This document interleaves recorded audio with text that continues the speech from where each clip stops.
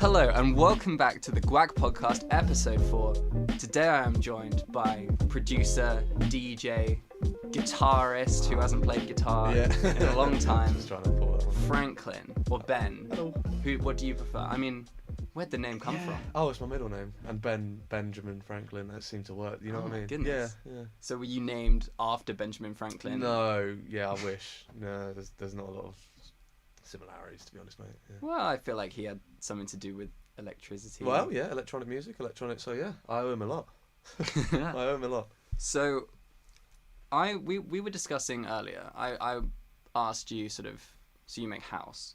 And you said dance. Dance, yeah. Like, I branch off into any dance thing. So, house, bit of EDM. But that's not more my artist project. That's more just like stuff that I produce. Sometimes for other people, or for myself, but under a different name, or remixes. Do you have alter egos? Yeah, alter egos, lovely. I will have one. I've decided. Yeah. What's it gonna be? Or can we not know? It's gonna be more on the housey side of things, but a bit cooler. So yeah. Do you have a name? I do, but now that I say that, I don't want to say it because the whole point of it is it's a surprise. I see. All right. Well, if anyone hears something, some sort of production that that reminds them of you, maybe it is. Yeah. It's an apt name. You got a lot of electricity in your life. Yeah. The stuff that you've been putting out recently is fire. I've been listening to Drowning, which is at the top of your Spotify. And is that how much? That says Franklin as the first name for me, and in the credits. Yeah, that's exciting. Is that all you?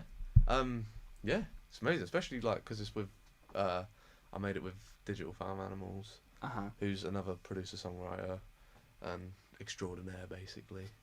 I see you and Digital Farm Animals together a lot. Oh yeah, so that's basically because. So when I first got into the industry, he was one of the first people that I ever sent my stuff to, just for feedback. So you were a fan? Yeah. Oh shit! And now you're good friends. Yeah. It's kind of cool actually. Yeah. And I've released a song together, my first one. So yeah, that's kind of cool. Yeah. And you've remixed a Digital Farm Animals. Yeah, I've remixed some of his stuff. I've done remixes with him. We've done an original song together now. We'll probably do a lot more as well. So you're really close, personally? Yeah. Nice guy. Is he good. nearby? He's he's in London, but at the minute he's in LA doing writing stuff, being a cool guy. One of those, Sell out. Sell out. Alright, so you tell me more about getting into the industry then. So did you start off? You just threw Digital Farm Animals some stuff you made in your bedroom, or? Yeah, no. When I first started making music, it was hip hop kind of stuff. Yeah, when I was 15, 14, when I first got. Were you the MC? Were you? No. I was the beat boy. Yeah. No, I was all about. I've always been about the beat. Scared of the microphone. But and then. And look at you today. Yeah, here I am. Facing your fears. I know. So you were the beat conductor. Yeah, the beat conductor. I love that name. That's beat conductor. One of Madlib's alter egos. Beat conductor. Oh. Madlib, beat conductor, Quasi. Okay. He's got 6 names. Yeah. Okay. No. Fair enough. Any Madlib influence on your early days, or who was your beat influencer? Yeah, it's nothing that's gonna be that's so cultural. It was I don't know. Do you know this guy called Jalil Beats? He did all of Meek Mill's first releases. Yeah. His older stuff, that sort of American, not drill, but pretty hard, that kind of thing. That's what actually made me download my software, because I was I love that beat. I love the song, but I love the beat, and then that's where it went. Was that your first software ever? Yeah, Fruity Loops. FL now. Actually. So you still use the same FL Studio, 100%. Yeah. I mean, obviously I'm updated now, but right. But I just clocked that FL Studio is what Fruity Loops used to be. Yeah. Oh my god. Yeah, man. Yeah, obviously for copyright they had to. Because of a certain cereal in America. Oh, they got too good. Damn. Yeah, man. So you started out. You were making beats. You had your friends emceeing. Yeah, well, I had one friend, but Is he a famous rapper now? No, but we had a lot of fun and we learnt from it, and and so did you make the switch, or did you sort of fall into house and dance? No, I fell out altogether of making music for about, I think I stopped when I was 16. I mean, it was just a hobby. So there was a year of just beats. Yeah, it was just like because I first downloaded it, I was like, oh, this is the best thing, and I was just doing that instead of playing video games. And then I just got a bit bored, went to the video games for a year, and then I realised that video games probably wasn't going to make me as much money or a career as making music. So you went back to Fruit Loops. Yeah, and I started doing a bit more of the hip-hop, but then I went to my first music festival. Which was? It was a Sundown Festival in Norwich. What year? Oh God, I don't know. Like, I would have been 17. I would have been 17, so 5 years ago. There you go. Ah. 2014? Yeah, 2014. I was 16. 2013, I was 16 because Yeah. Wow. Yeah. So you're at Sundown. Yes. In Norwich. Yes. Have you been? I've not been. No. I've heard about Sundown. Yeah, no, it was a good first festival. It is my job to sound like I know. Yeah.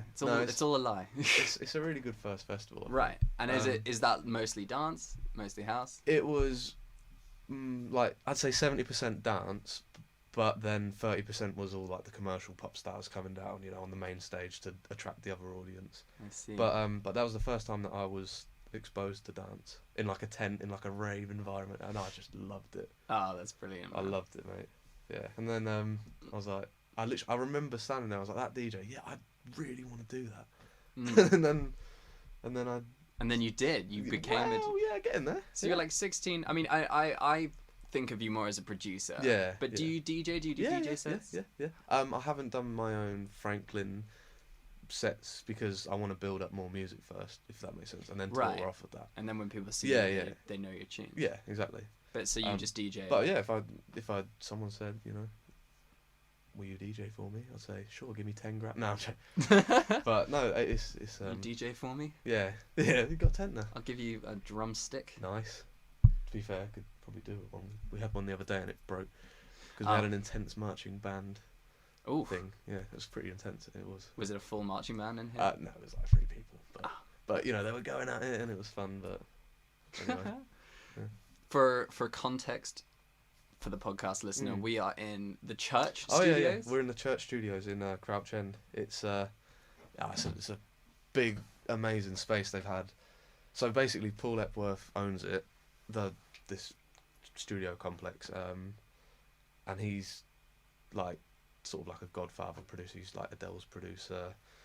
You can name Coldplay, Mumford & Sons. Literally, as we're speaking right now, they've got Royal. Ooh, I'm not gonna say that. Whoa, almost. But we're talking big, basically. We'll bleep it. Yeah. We can just like reverse it so everyone's like, what? They got some real big boys upstairs, or ladies. Yeah. Well, yeah. And so, what was the name? Sorry, who owns the space? Paul Epworth. And Paul, he's here all the time. Yeah, pretty much. Yeah, he's always working upstairs. He's obviously in the big room, which is like so cool. And this is a converted church. It is a church, yeah. Huge church. Yeah. Which someone says the church, then they do come to a church. And we're in like a sort of cupboard as compared to a vocal booth. Yeah. Right. Well, I mean, where else to record? For logistics. Yeah. Yeah. Well, yeah. And is this your room, your little office? Well, I like to be in there, but sometimes for the podcast listener, he's motioning to a much nicer room in the distance. Yeah, it's currently occupied. Yeah, but yeah. So this is usually where it goes down. Right, and this is where you've been pretty much working out of. For a year now. No, since January we got the studio. Ah, okay, so pretty soon. And are you? Does Paul does he sign you? Are you with a different label? No, so he knows my label. The guy that runs my label well. They get on quite well. Mm-hmm. And who are you signed with? Good Soldier Records. Good Soldier Records. Yeah. They're great. Got some really good current up and coming artists. I mean, when they first started, I think they had on publishing like the 1975. Oof. Wombats, David Gray. That is definitely a genre. Yeah. And now you're here. And here I am. Remixing things. Aiming to be the next one of the, the new 1975 Franklin. So, listening to your stuff, I've been excited because I'm not like a massive... I don't listen to much dance. Yeah. I don't listen to much house. Yeah. But what I really like about what you've been doing is just the that it's really melodic. Yeah. You're not chasing the aggression of drum and bass. Yeah. No, I mean, I would, but not now, I don't think. I'd love to do that one day. I genuinely would. But right now, it's just whatever rings well. Whatever sticks in my head, you know. I like making a song that people can, you know, hum to, get stuck in their head. They think, oh, for God's sake, got that bloody song still in my head. I love that. Yeah. You wanna be infecting people. Exactly. I want to be that annoying. Oh, now you've got that song in my head, and it's like, that's what I aim to do. That's a good aspiration. I want to be stuck in people's heads as well, but for different reasons. That's my nude photography. I want to be burned into people's minds. Yep. Fair play. So you're chasing right now the catchy stuff, the melody. Is that what's stopping you from trying out more like aggressive-y stuff? Would you move to drum and bass, or do you want to be more sort of technically skilled first? Like, do you want to be able to really create some good... Yeah, do you know, right now, I just want hits, you know? Yeah. I do just want hits. They bring in the big bucks? Well, there is that, but it's just like, I don't know, I've always loved this idea of having the song on the radio, you know? And that's, for me right now, that's what it's about. But, as I said earlier, starting like a new alias thing, that would be more hard, not drum and bass, but more hard-hitting house, as opposed to melodic kind of house, if you know what I mean. Yeah. So, I suppose, yeah, I'm basically aiming to do both at the same time. I'm excited. So what's the intention for keeping the alter ego like under wraps for now? Do you just want to come out when you've got material? I want it to be more of like you know, who's this guy like? Ooh. And then bang, hits. Yeah. That's the plan anyway. That's pretty much. I mean, I'll probably just go down to the pub and accidentally splurt it to everyone. And be like, Well, I mean, you sort of exploded up the first time, right? I mean, how long have you been doing? You haven't been doing this super long, but I'm seeing on your Spotify, I'm seeing millions of listens on stuff. Yeah. Which, if that's not a hit, of course, no, that's awesome. Millions of people listening to my stuff is like what it's all about. But I've been doing that for. Well, my first ever Franklin, like, thing was a remix for James Alpha, and that was pretty cool. You know, like I like that. I mean, you know, it's not my music as you know per se, but to have someone like him who's obviously huge. James Arthur, who's more of a singy, like a Lewis Capaldi type. Exactly. But you okay. Let's James Arthur being more of a sort of a Lewis Capaldi type, a real singer. What was which one was it? It was Empty Space. Empty Space. Yeah, it was And you added a lot of depth to that. That was quite EDM, that one. Yeah, it was. I like that you play with the levels in a lot of your music in a way that feels like it's obviously like more of a live DJ. Yeah. I'm into the way I'm glad you like that. I'm glad you noticed that. Actually. Yeah, no, I was on the tube here for an hour, as you know. Discussed, yeah.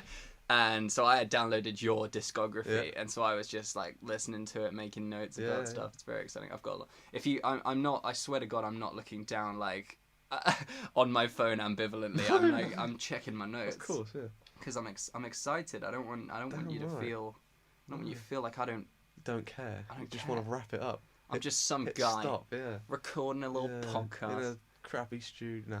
So you started out. You're making beats. You like rap. I've been told by an anonymous source. that that you used to be able to rap a Twister song. Oh God! All the way through. Oh no! Where is this going? No. Can you do it? We've got him in the building tonight, Twister. Get in here, Twister. I know you're out there. Jesus. No, he's he was you know busy. What? I forgot about that. There was a time when you could MC and you developed away from that. Where this was going. I'm not trying to get yeah.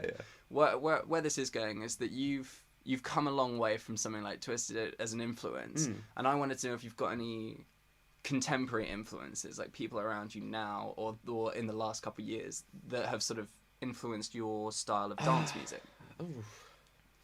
Around right now, yeah. You see, for me, well, you know, in the just anywhere, like if someone has influenced you now, but they were a while ago. I mean, like I smell a bit of Avicii on you sometimes. Oh yeah, oh man, what a guy. Well, that's, to be fair, partly the reason that I'm still with FL Studios, because when he did that "Don't Wake Me Up" song, in the music video he had a video of him producing, and it was on FL Studio, and I was like, oh my god, Avicii and me are using the exact same song. Like, that's amazing. Right. So for that reason.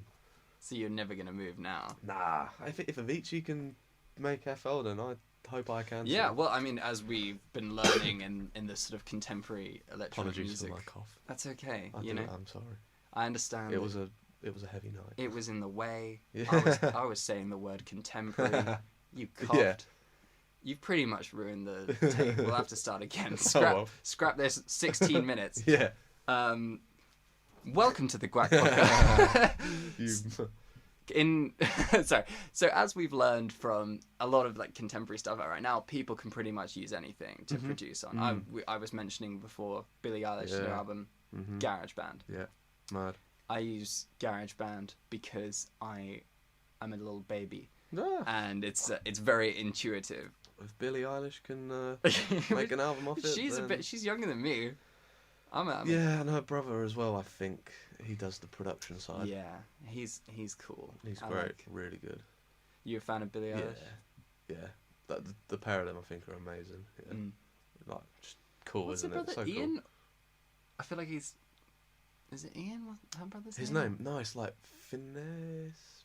Finesse? Like Phineas. Phineas. Oh, Phineas. Yeah. Of the Anfer fame. I mean, Phineas. That's his Phineas. Oh, that's bugging me now. Eilish. Well, I think that's the middle name. I'm gonna have to look it up, really, aren't I? Phineas O'Connell. That sounds like a fairy tale Irish person. Oh, I think it is. Go on. Phineas. I need to know. This is what the editing process is for. We can look him up. Phineas O'Connell. Phineas O'Connell, it is. Yep. I knew that. So he's a producer that like inspires you a lot, or just you think? I just think he's great. Yeah, and to be fair, maybe yeah. I love how dark his stuff is. Like, but still with that catchiness, right, and the melody. Like Bad Guy, for example. Like I do look at like how the kick drum and the bass and how it's all like how it's really cool. Yeah, the bass in that song is underrated by people who don't have good speakers. In their home. Oh. They like hear it. They love the synth lead is great, but that bass, you know, it runs nicely. Yeah. And a lot of your stuff, pretty much all your stuff has vocals on it. Yeah. Drowning. Drowning. All the stuff that I'm doing at the minute that's coming up. Yeah, vocals. And what vocalist have you been working with? Who is it on Drowning? Sorry, Sarana. She's really cool, really good. Cool, crazy character. Oh, cool. Yeah, really good fun. Any stories? Just one of those people that doesn't give a you know what, like just turns up in the studio and just like has an absolute laugh, and I think that's great. She just did a song for Chainsmokers as well, so she's loving life. Yeah. So she's Chainsmokers. Yeah, them ones that. You sound so happy. I love the Chainsmokers. To be fair, when I do like that they clutching. No. I really like the fact that the Chainsmokers exploded it in with a song that sounds nothing like any of the music that followed. Like Let Me Take a Selfie tune. Jesus. I was like, this is a piece of this is like millennial music. Yeah. Suddenly. And then suddenly they just transitioned into like a sort of weird bedroom. I feel like it was because everyone says exactly the same as what you just said about Takers, and they were like, you know what? We need to sound like Coldplay. Well, we'll all get them on a song. Yeah, they really did. Take a lot of Copyright. All right, let's stop slandering the Chainsmokers for a moment and refocus. So you've been working with Serrana. Is she on anything other than Drowning? Yeah. She's done a song with Alan Walker, who's a big sort of electronic producer. He'd done that Faded song about 4 years ago. I'm faded. Yeah. There was also a hand gesture which accompanied his. Just to make sure I get the right. Yeah. Do you visualize? Are you like Yeah. You put the notes. Yeah. Hand is doing it all. Well, you you draw your music in, as we were talking about. You don't have. No. You've got I can see a MIDI keyboard. Tell me more. No, I sometimes use that more just for trialing different sounds. Like going through and sort of finding the synth or the bass or whatever that I want. But for the most part, no, I just draw it in unless it's like a session. You can jam with people. Yeah. Well, that's more when the guitar's more important, I suppose. But jamming on jamming. FL Studios. That's the start. Yeah. Well, I'm interested in this whole process then because a lot of producers are also crazy talented multi-instrumentalists who will just pick up any instrument and play it in. Yeah. But as someone who draws it in, do you have your melodies in mind first? Do you have like an image or like something that you're aiming for, or do you find it as you go? Yeah, it's really just like with Drowning, for example, it was like I knew I wanted kind of moody chords, so how do I explain it like without doing it? It's like. Just mime it. They'll love it.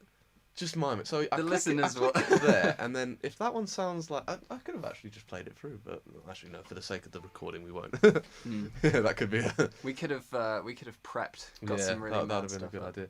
No, it's more how I feel. Like I'll go in with a vision. If I want it to be all cheesy and pop, I'll know what I need to do. Like. It's fairly self-explanatory if something sounds like Massive Attack as opposed to like I don't know. Lana Del Rey. Yeah. Well, even so, that can sometimes still be a bit gloomy. Actually, true. She's been getting gloomy 50s gal for a long time now, and finally people are like, I think finally critics are liking it a bit more. Yeah. I've always known she's had like a large stan population for a while, but I think Fantano rated her new stuff. To be honest, I've always rated her, but. Oh yeah. Yeah, I have. I'm slowly picking out. Yeah. I'm slowly getting artists that you like out of you. I've got quite a pop. I do love my pop people. Have you heard? What do you think of the new Charlie XCX album? I love Charlie XCX. I do really like. I've got a soft. Me too. I'm a huge fan. Because sometimes everyone's like, "Oh Jesus," but nah. Those are people who haven't listened to Charlie XCX. You know, people who have heard like Boys. Yeah. Oh, it's so blue. But then the new album's god tier. Yeah, it's like acid pop. So cool. But from what I've heard, that's really her as a person. Like, because Digital Founders, who I've already spoke about. Obviously, we get on well, and he's worked with her a few times. How do you feel about the just while I've got you on the my more music journalisty side is coming out now, because I want to hear about. I think pop is suddenly getting so good again. I agree totally. Good pop coming out left and right. Slater, who is also extremely acidy. Yeah. What's the name? The new album that's called like Fank or something. All right, hang on. Let me look her up one sec. There's a great new boy from Caroline something. Wait for it. Are you ready? Caroline Polachek also has a great new album called Pang. Pang, yeah. I love that. Which is more, it goes more into the artful side of things as opposed to the like crazy electronic influence. But then there's also, how do you feel about the sort of era of trap pop that we're also in? That's a bit less. I can't lie. It's not really my thing. It's just not my thing. I kind of get why people are into it, I guess, but I just am not. Like, I feel like I asked that just so that you would say. Do you have any? Oh, okay. No, really? that isn't. Do you have any artists in mind, or did you not want to name drop? Well, you know, I mean, I know Drake very well, but I don't know why for a second I was believing that. I was like, what? You don't know where I'm from. Well. But no, I mean, just stuff like, I mean, I've been so disenfranchised for a long time with pop music because the idea of like what was pop in terms of popular was just a bunch of trap nonsense, and so now I'm very excited for this resurgence. Yeah. Which you work very closely with people who are in it right now. Yeah. Which is cool. And some of your stuff is sort of joining that canon. Yeah. Are you hopefully featured soon? Hopefully featured. Yeah. Are you hoping to like join the new canon of like crazy electronic pop? Would you love to work with anyone in particular? Oh. Who would I want to work with in particular? I should have warned you. Do you know what? That. Yeah, to be fair, now that you've said it, I'd love to work with Charlie XCX. I feel like we could do something really cool. That'd be a cool combination. That would be a cool combination. You've been you've really I've never thought of that, but now that's really I can see that. Ooh. What sort of what do you reckon you'd go for? You got any like things in mind? It'd just be mad. Just something mad. Just something mad. Doesn't necessarily have to be too commercial, but I'm sure Charlie wouldn't need it to be too commercial. Yeah. Working with Franklin. Yeah. Man named after Ben. Yeah. Which is also your name. Well, yeah. That's the thing. No, I don't know who else. Electronic producers maybe, house producers. Let's see. Probably Medusa at the minute. It's kind of cool. It's a big name. I kind of like the sound that they've got at the minute. Medusa going hard. Yeah, they're probably too hard. But so you would like tone them back a little bit? Yeah, come on guys, like just save some space for the rest of us, you know what I mean? Like but yeah, they'd be some two really cool names. I'm very excited hearing you because this is a real possibility. Yeah, it is. Yeah. We've been on this podcast, we try and interview people who are either making it or beginning to sort of make it in their creative industry of choice. Yeah. You are our chosen, musician. Hello. You're a producer. I am. And you've been and you've really been like hitting the scene. I was wondering because probably the majority of the listeners are creatives in some way or another, and I'm sure a lot of them want to try and penetrate the music scene somewhere. Yeah. Do you have a tip? Any advice, any tips? Yeah, I mean, oh god. Here I am being that guy. Oh god, how weird. I know. Yeah, how does it feel? I'm gonna be that guy. Have you been asked for tips before? Is this your first? No, I have. But I've never mind then. No, oh god, that's fine. I'm sorry, but my loyalty lies with you and your podcast, of course. But no, yeah, I'd say. And it is my podcast, Amber. Oh, I see. So a little beef, yeah. There's a lot of beef. You know who you are, co-host. Anyway. Poor Amber. I'm on Amber's side now. She's listening to this right now. She's looking at Levi, who's next to her, and she's shaking her head. She's thinking, God damn it! What? It's cool, Amber. I'm with you. I'll fight your silent corner here. I've got your back. They're thinking, why can't he stay on topic? Well, because of how I got in, like I said earlier, I literally messaged Nick, Digital Farm Animal, should I say, Nick. Name dropped. Yeah, God, Nick. Me and Nick, but I literally went on Facebook. It's so weird. So yeah, literally, I went on Facebook and sent him a message, literally, and I was like, hi, really sorry to be weird like this, but can I literally, listen to my mixtape, bro, Yeah. Literally that you kind sent of thing. him your stuff, I sent him a couple things. I didn't spam him because, Respect. Yeah. You don't want to, that's another thing, don't be, too over the top, here's my 40 album compilation of my favourite things, right. You know what I mean, like, just go on with some of your favourite stuff if you do that route. And to be fair, it took me like a year before he even was like, actually, this is good. it was mostly like. So did he respond with like, okay? He was in the past. He was just being, yeah. He was just like open, like, And then finally. You gradually get better, don't you? And then he was like, oh, okay, let's talk.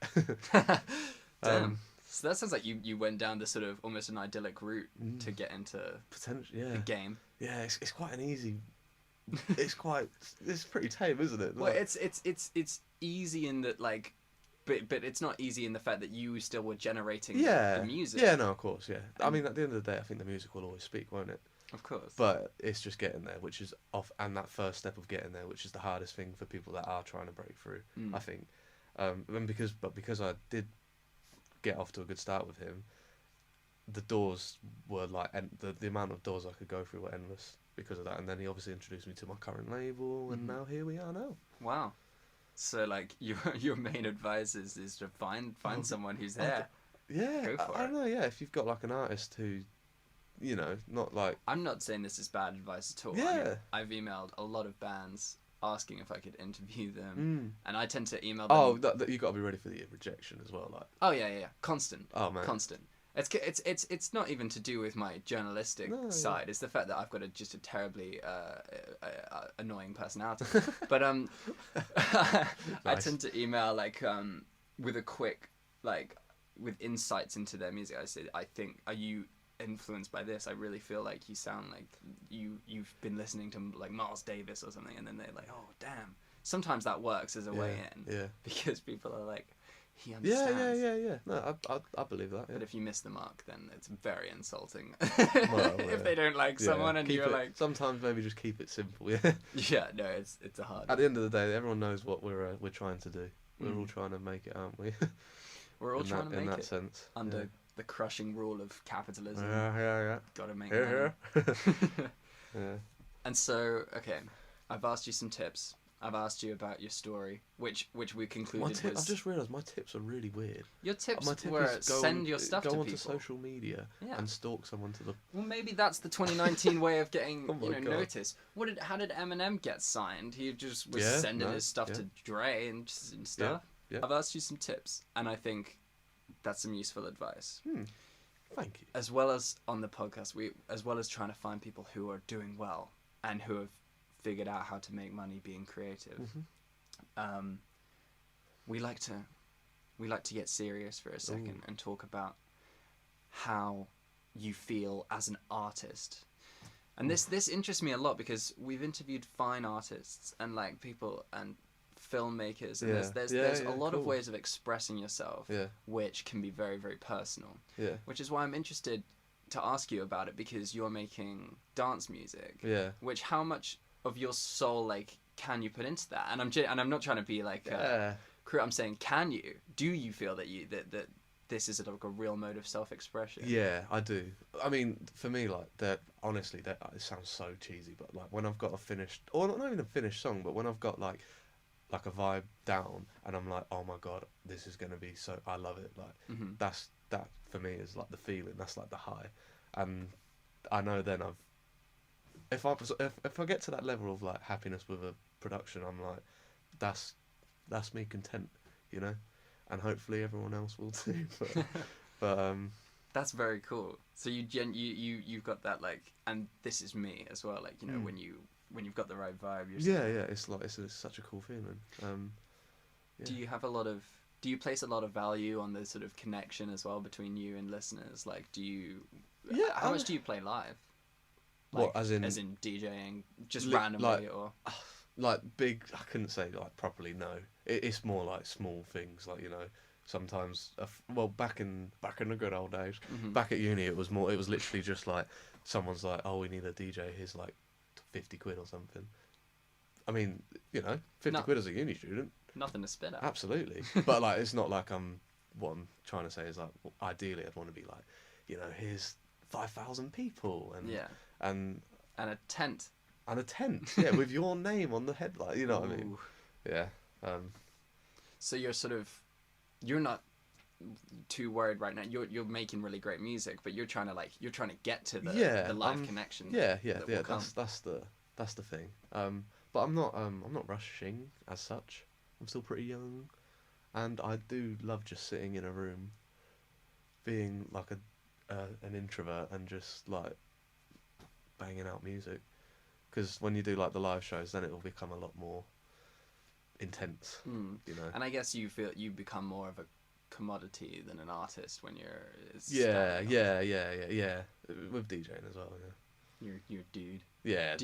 When you're DJing, do you reckon you're gonna be leading into a little mic saying things like, you know, 1, 2, yeah. Hold tight tonight. Everybody jump. Yeah. I'll get a mask as well. Yeah. Would you have an MC? Would you do a hype man or just an MC? Just both. The same guy though in a balaclava. Oh my god. He's MCing really hard on some of your songs, and then he just hype mans for the other songs. Oh, that'd be sick.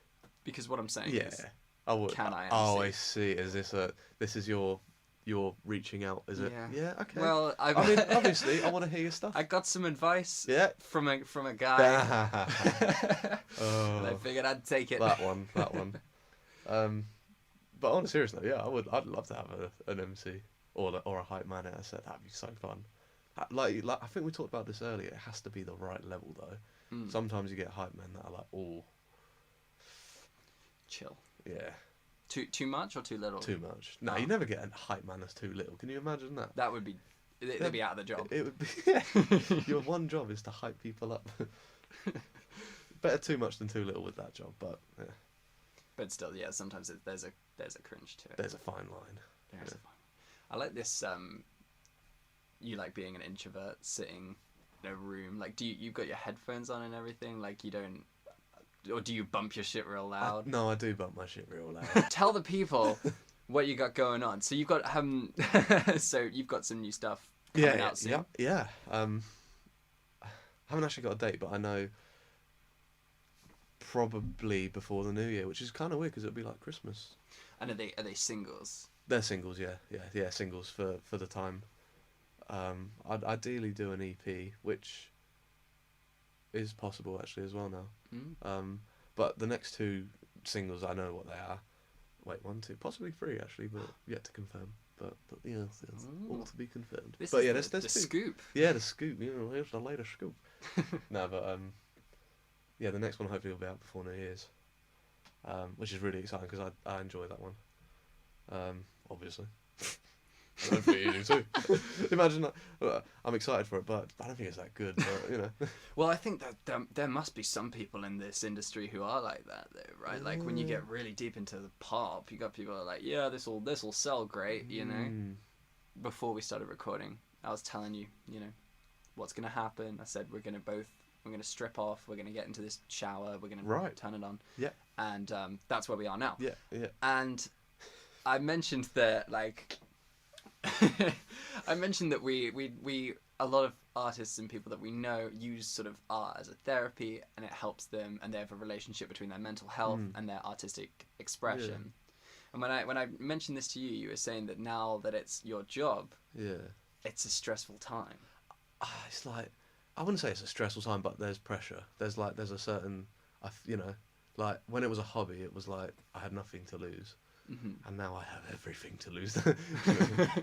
No, it's not. Well, I mean, I've still got my health. Yeah, like, it's quite deep that, but you know what I mean. It's there's a lot riding on it, Totally. So when you were just doing it as a hobby, was it something that you found fairly to have sort of therapeutic qualities? Yeah. It made me feel good about myself as well because I wasn't playing video games. Like it was like. Well, being productive. Yeah, like it was like being. I felt good about being productive, like genuinely, like.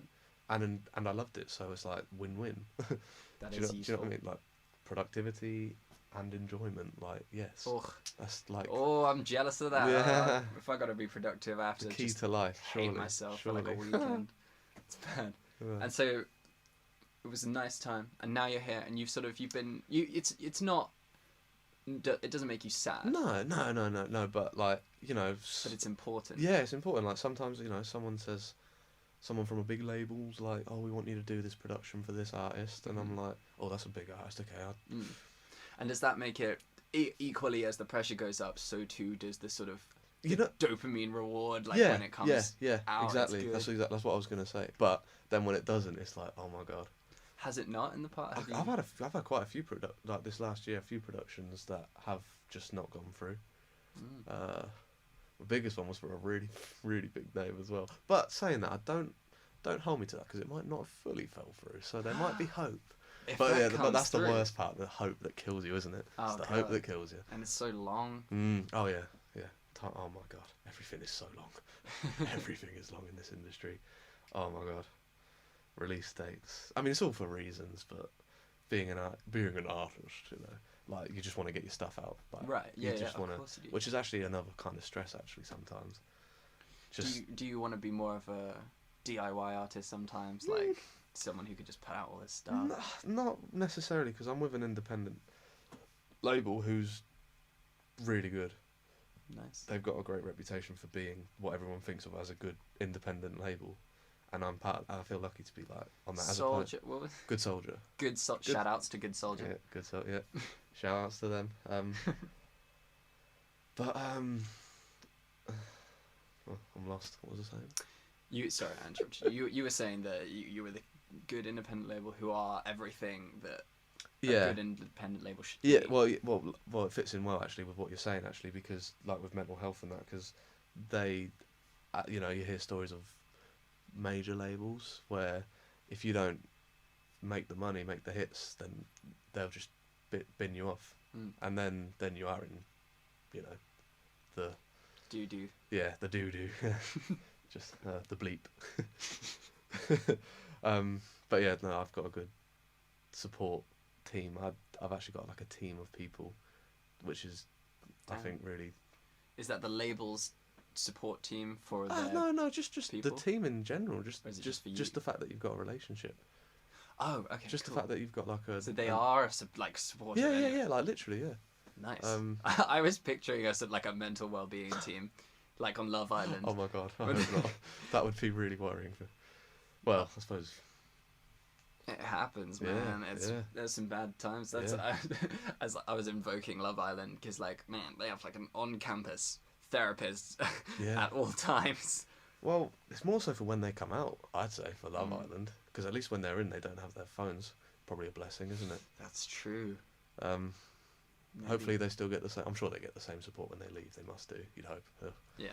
No, they've been good with their aftercare recently. We're doing 6 episodes. So this is season 1, and then season 2 it's probably gonna be a bit longer, a bit more high profile. Yeah. Guests booked. Yeah. When you're getting the big ones in, getting the big names. You're gonna be growing. Yeah. While these are coming out, so by the time season 2 rolls around. When do you reckon season 2 will be? Profile. When do you reckon season? Yeah, so then you can say, yeah. I'll be like, hey, we're even bigger. It's the same one, but he's just a bit bigger now. Get back in. Well, I don't know. This is going great. I feel like you've been a hilarious guest to have on. Cheers. It's been fun. Yeah, we're just having a chat really, and there's a stick in between us. There is a stick. That's all it is. Well, that's all it is. Oh. I'm sorry. I didn't. Oh God. I wasn't. I was talking about the. Yeah. I was invoking. I mean, I'll do the editing for this. God. Absolutely. Anyway, right. Absolutely, tell me any edits. I'm just checking my notes for sort of last things. Yeah. We've spoken today about mental health and music, about your feeling of like profound self-expression as you do this. Yeah. About how to get the big bucks. Yeah. How to get in somewhere. Yeah. Penetrating the industry, it's not impossible. No. But it seems from what you're saying, like you send stuff, they respond. I think that the biggest lesson I've learned is that the stuff is good first. Like, keep making. Also, yeah. And be prepared for a lot of no responses. Right. So did you? Mate, I had like, I don't know. God. I don't even know how many emails and messages and meetings and letdowns. Honestly, it's in the it's probably in the hundreds. Honestly, it's probably in the hundreds. Wow. Yeah. That's not of individual like 100. Like, so you got to be ready. Of times that you've thought. Yeah, I'll think, this might be the one. No response. Wow. So you got to be strong, and you got to. Yeah. You just got to keep going. But the thing is, if your music is good, then you will get a response. Like it doesn't even have to be good. Like for example, no. Like if there's something like, for example, when I first sent my stuff to Nick, it was like he responded and he was like, look, I'll be real, like it's not 100%, but I can see where you're going, and I think if you just keep working on it and keep as and when sending me stuff, I reckon you'll get there. And up till now, I'm getting somewhere. So that's the other thing. You don't